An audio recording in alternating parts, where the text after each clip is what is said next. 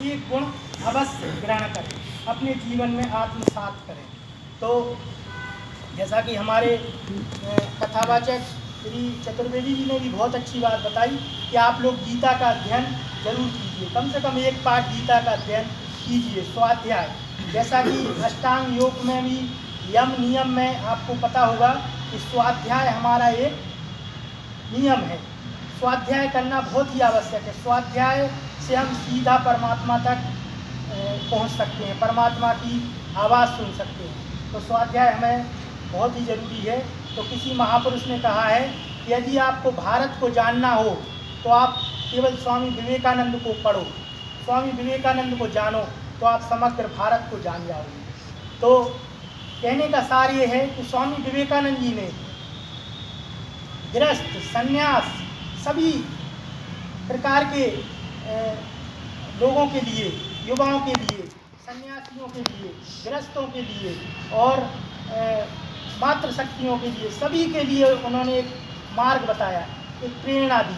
तो स्वामी जी ने न सिर्फ केवल युवाओं के लिए बताया कि युवा ही हमारे देश की एक शक्ति है, युवाओं के साथ साथ वृद्ध, मातृशक्ति, सभी हमारे देश में शक्तियाँ हैं, सभी को मिलकर कार्य करने होंगे, तब ये संपूर्ण राष्ट्र विकास करेगा, संपूर्ण सृष्टि में हमारा यशगान होगा। और भारत के लिए उन्होंने पूरे विश्व में, अमेरिका में जाकर भारत का नाम, भारतीय संस्कृति, सनातन परंपरा को फिर से उद्दीयमान कर दिया था। आपको पता होगा कि जब वो अमेरिका गए तो अमेरिका में या विदेशों में भारतीय को एक गुलामों की तरह देखा जाता था कि भारत तो गुलाम है, भारतीय संस्कृति की का कोई मूल्य अस्तित्व विहीन माना जाता था। लेकिन तभी एक सन्यासी के रूप में हमारे स्वामी विवेकानंद जी का प्रादुर्भाव हुआ और उन्होंने अपनी भारतीय संस्कृति, सनातन परंपरा, हिंदू सभ्यता का पुनर्जागरण किया।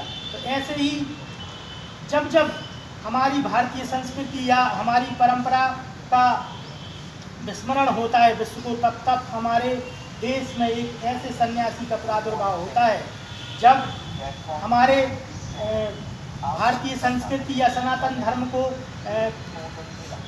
समझा जाने लगा था कि उसमें बहुत सी त्रुटियां हैं। तब एक शंकराचार्य जी का प्रादुर्भाव हुआ था। तब शंकराचार्य जी ने पूरे भारत के चारों कोनों में 4 मठों की स्थापना की। आपको पता होगा कि चारों धाम, बद्रीनाथ, यहाँ पे रामेश्वरम, द्वारका,